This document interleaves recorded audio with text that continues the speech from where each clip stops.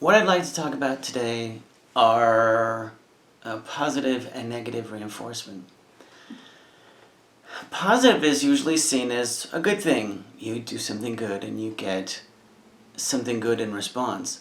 Negative is oftentimes seen as you do something and you get something bad in response. But that's actually punishment. Positive and negative reinforcement are designed to increase the likelihood that a behavior will be repeated. So we were talking about this in class, and let's talk about grades. You get a good grade, what happens? Some people get money.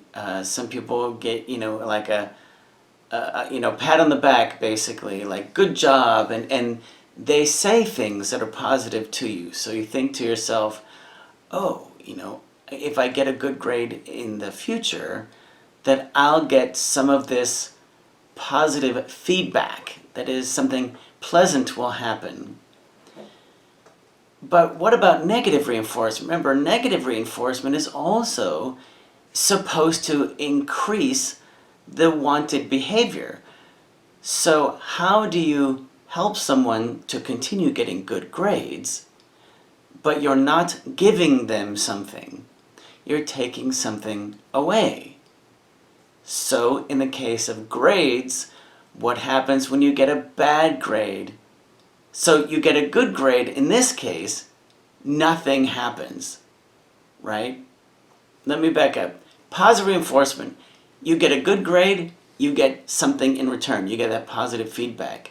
But if you get a bad grade in positive reinforcement, what do you get? And the answer is nothing, right? Nothing.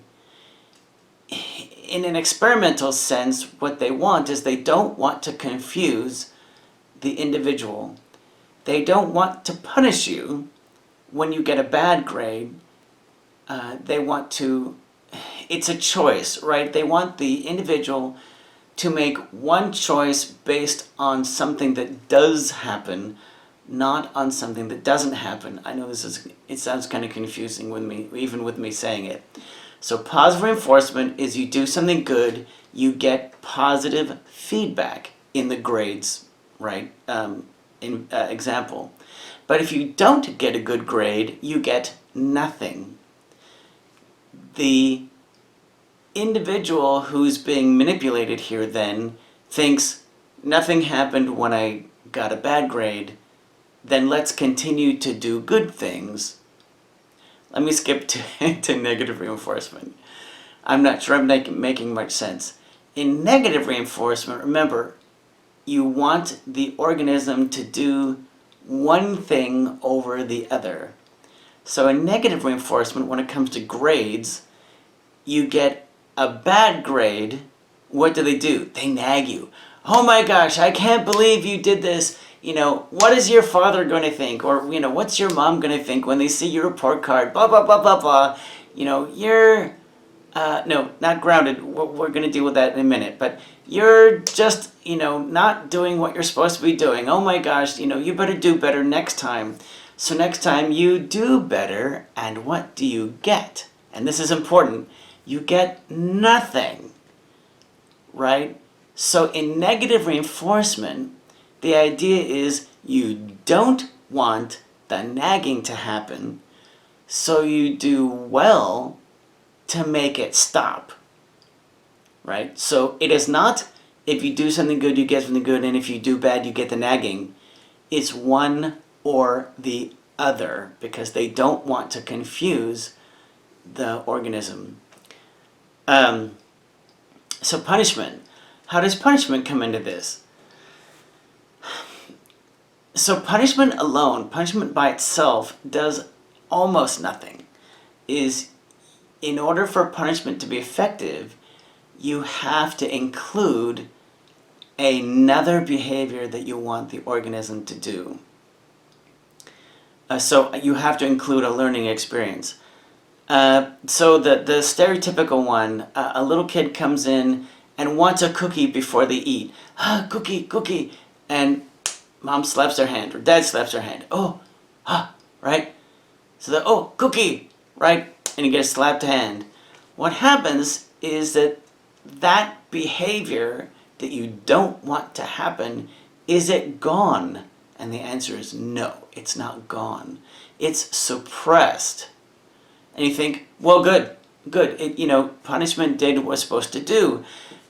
But without another learning experience being included, what happens when you leave the kitchen? Right? Well, you know what's going to happen.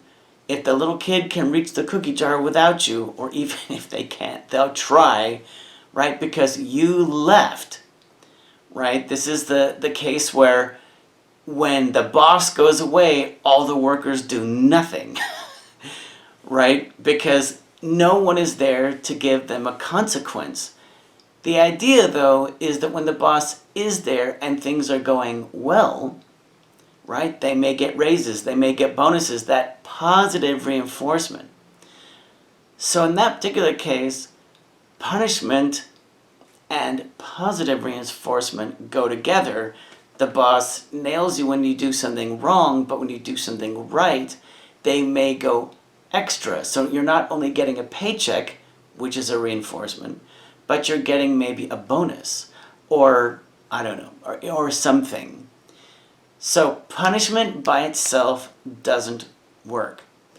Positive reinforcement is do good, get good, but do bad, get nothing. That's really important.